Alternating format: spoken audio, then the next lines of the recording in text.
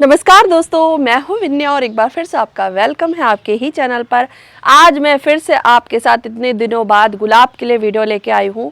बहुत सारे मेरे पास क्वेश्चन आ रहे थे कि हम रेड सॉइल वाला गुलाब कैसे लाएं, और मैंने नर्सरी में ढूंढा भी रेड सॉइल वाला गुलाब, पर मुझे मिला नहीं। लेकिन मैं मेथड आपको वही बताऊंगी कि रेड सॉइल वाला गुलाब हमको कैसे लगाना है। तो ये प्लांट मैं खरीद कर लेके आई थी।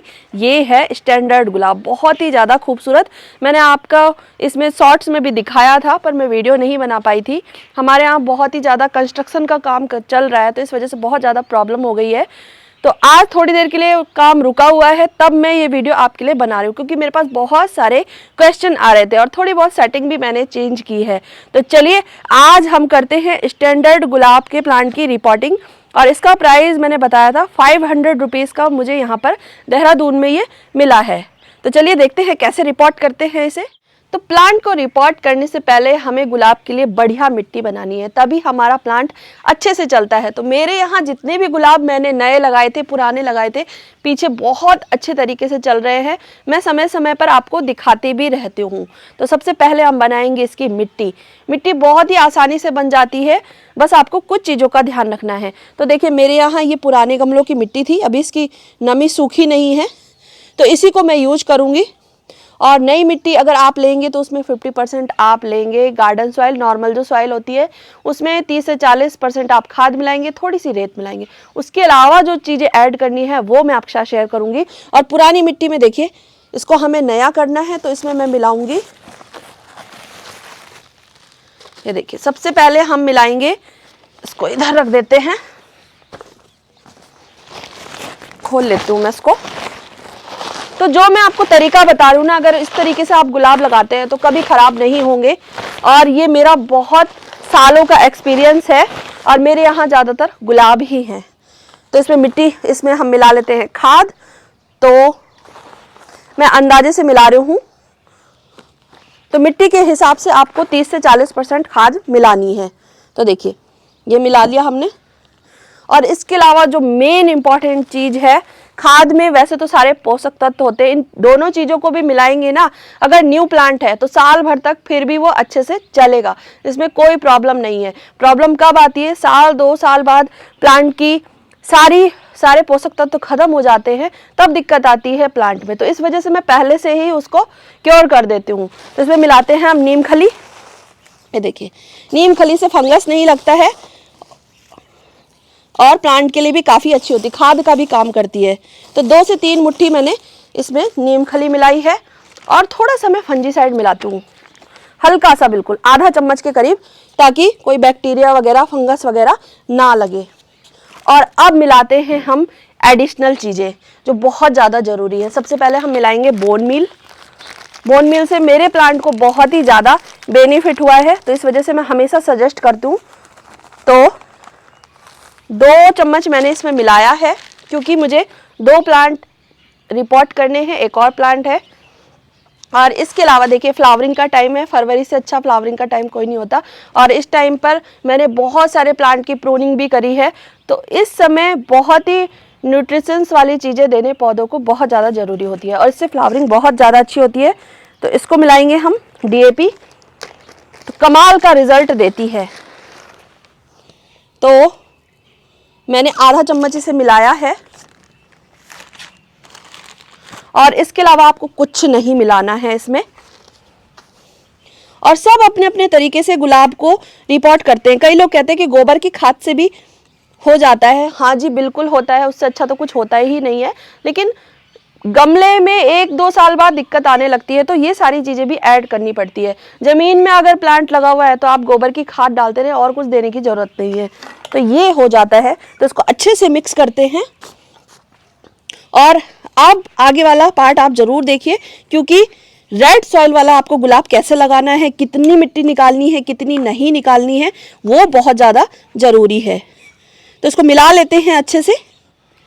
तो चलिए अब अपना पॉट साइज हम देख लेते हैं कितना रखना है। बहुत बार बताया मैंने, कहा 14 इंच से छोटा पॉट अगर आप लेंगे तो वो अच्छे से नहीं चलेगा। और एक और बात आती है कि सीमेंट के गमले में लगाएं कि प्लास्टिक पॉट में लगाएं। तो देखिए दोनों में प्लांट अच्छे से चलते हैं। अगर आप सीमेंट के पॉट में एक फ़ायदा ये होता है कि अगर आप उसे इधर से उधर उठा के रखते हैं तो उसे प्लांट हिलता नहीं है। और प्लास्टिक में गर्मियों में ऐसा होता है कि अगर आप प्लांट को इधर से उधर उठा के रखते हैं तो ये जगह छोड़ देता है, तो इससे दिक्कत हो जाती है। तो इसका सोल्यूशन ये है, अगर आप प्लास्टिक पॉट में लगा रहे हैं, जब भी आप प्लांट को मूव करें इधर से उधर तो फिर उसकी गुड़ाई कर दें, ताकि जितनी मिट्टी खाली हुई है फिर से वहाँ पे फिल हो जाए। तो प्लास्टिक का गमला मेरे लिए आजकल बहुत अच्छा है, क्योंकि सीमेंट का गमला उठाने में बहुत ज़्यादा प्रॉब्लम होती है। और प्लास्टिक का आप कहीं भी इधर से उधर ले जा सकते हैं। 14 इंच से छोटा पॉट आपको नहीं लेना है। ड्रेनेज में एक पत्थर आप रख दें, ये देखिए। तो आधी मिट्टी मैं फिल कर लेती हूँ, ये देखिए इतनी मिट्टी मैं नीचे रखती हूँ। और अब है इसकी बारी, तो इसको हम काट लेते हैं। देखिए रेड सॉइल वाला गुलाब जो होता है, अधिकतर वो पुणे वाले प्लांट में आती है, वहाँ की मिट्टी रेड होती है। और रेड सॉइल खराब नहीं होती है बिल्कुल भी, उसमें बहुत सारे पोषक तत्व होते हैं। अगर आप उसको इस वाली मिट्टी में अगर मिला के भी लगाते हैं तो भी प्लांट हमारा बहुत अच्छे से चलता है। कुछ प्लांट मेरे यहाँ थे जो रेड सॉइल वाले थे, उनको मैंने ऐसे ही मिक्स करके लगाया तो बहुत अच्छे तरीके से लगे। मान लीजिए ये, वैसे तो मैं ढूंढ रही थी मुझे मिला नहीं, मान लीजिए आपका ये जो प्लांट है रेड सॉइल वाला है, तो उसको आपको कभी भी प्लांट की पूरी मिट्टी नहीं निकालनी है। मैंने अक्सर देखा है फिर उनके गुलाब खराब हो जाते हैं, रिकवर करने में कई बार तो हो जाते हैं, लेकिन ज़्यादातर चांस होते हैं उसके खराब होने में। तो मैं कभी सजेस्ट नहीं करती कि पूरी मिट्टी आप निकालिए। जितने भी 5-6 साल से मैं गुलाब लगा रही हूँ, लेकिन ऐसा कभी नहीं हुआ कि मेरा कोई गुलाब का प्लांट खराब हुआ हो। और बहुत सारे प्लांट मेरे इकट्ठे हो गए हैं और उनसे नए नए प्लांट मैंने बनाए भी हैं। तो इसको निकाल देती हूँ मैं। तो देखिए मैंने इसकी मिट्टी तो निकाल ली है। अगर रेड सॉइल वाला प्लांट है तो आपको इसकी मिट्टी देखिए यहाँ तक निकालनी है, यहाँ तक पूरी आपको रूट बॉल नहीं हटानी है, नहीं तो बहुत ज़्यादा प्रॉब्लम हो जाएगी। और अब तो गर्मियाँ आने वाली है, अगर आप ऐसा करेंगे तो प्लांट निश्चित खराब हो जाता है। छाया में रखेंगे तो हो सकता है कि वो चल जाए, लेकिन वो मेथड मुझे कभी भी ठीक नहीं लगा है। ये मेरा अपना एक्सपीरियंस, हो सकता है कि किसी के साथ उससे अच्छा होता हो, लेकिन वो एक्सपीरियंस मेरा बहुत ज़्यादा बुरा हुआ है। बहुत सारे मेरे को शिकायत भी आती है कि हमने पूरी मिट्टी हटाई और उसके बाद प्लांट हमारा मर गया। तो मैं बिल्कुल भी ऐसा नहीं चाहती हूँ कि आपका प्लांट मर जाए। इतनी मिट्टी हटा दीजिए। उसके जो रूट्स है ना, ये देखिए ये तो रेड सॉइल वाला नहीं है तो इसको मैं नहीं हटा रही हूँ, सिर्फ नीचे से मैं इसकी ये जो सॉइल है देखिए इस तरीके से लूज कर देती हूँ, ताकि ये देखिए ये जो निकलती है ना, ये हमारे नए प्लांट में नई मिट्टी में एब्जॉर्ब हो जाए, जल्दी से पकड़ कर ले। तो सिर्फ इतना करना है। रेड सॉइल वाला है तो आप आधा हटाइए, उसकी मिट्टी लूज कर लीजिए। और रेड सॉइल अच्छी होती है, खराब नहीं होती है। चिकनी मिट्टी खराब होती है। कई बार हम रेड सॉइल और चिकनी मिट्टी में हम अंतर नहीं कर पाते हैं, तो इस वजह से मैं आपको बता रही हूँ। तो इसकी मैंने ये देखिए लूज कर ली है धीरे धीरे। प्लांट काफ़ी बड़ा है ये देखिए इस तरीके से मैं लूज कर लेती हूँ और इसके बाद हम इसको लगा देंगे। कभी भी मैं हटाती नहीं हूँ। और इसके अलावा देखिए इसमें एक चीज़ ये देखिए, ये है शक्कर। अगर ये बड़ी हो गई तो ये प्लांट के आपको खिलने नहीं देगी और सिर्फ इसकी ग्रोथ होगी, और इस वाले जो ये स्टैंडर्ड है ये खराब हो जाएगा। तो ये ग्राफ्टेड है प्लांट, तो इसको निकाल दीजिए। ये देखिए, और ये न्यू प्लांट में अक्सर निकलते रहते हैं। तो कई बार ऐसा होता है कि हमें जानकारी नहीं होती है और वो वाला बढ़ता रहता है। हमारे यहाँ ऐसा हुआ है, मैंने अपने पापा के यहाँ प्लांट भिजवाया तो उनको नॉलेज नहीं थी, तो उन्होंने बोला कि तुमने तो हमें रेड कलर का दिया था प्लांट और उसमें ये पिंक कलर के निकल रहे हैं छोटे छोटे बंच में। तो उन्होंने क्या किया, उसको बढ़ने दिया, उसमें फ्लावरिंग होना स्टार्ट हो गई। इसमें भी फ्लावरिंग होती है, जो शक्कर निकलती है इसमें भी फ्लावरिंग होती है, लेकिन जो मेन हमारा पार्ट होता है वो ख़त्म हो जाता है। तो इसको निकालना बहुत ज़्यादा ज़रूरी है। और अब मिट्टी फिल कर लेते हैं इसमें पूरी। ये देखिए इस तरीके से थोड़ी जगह खाली जरूर रखें। और ये वाला गुलाब है ना, आपको छाया में रखने की बिल्कुल भी जरूरत नहीं है। अगर आप पूरी मिट्टी निकाल रहे हैं तब आपको प्रॉब्लम आती है कि आपको छाया में रखना पड़ेगा। इसको धूप में रखिए, इससे कोई दिक्कत आपको नहीं होगी। तो देखिए अच्छे से भर दिया है मैंने। तो इस तरीके से आपको प्लांट को फर्टिलाइज करना है।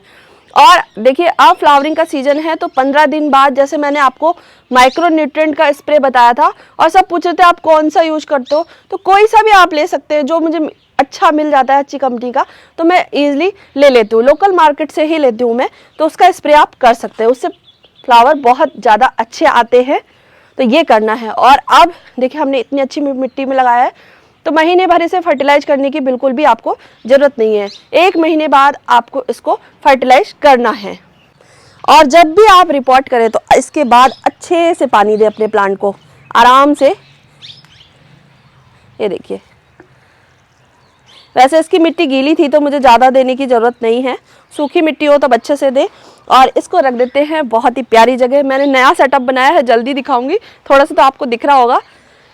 तो मैंने चेंज किया है, बोर हो गई थी मैं उस सेटिंग से। तो इसको रख देते हैं अभी यहाँ पर गुलाब के बीच में ही।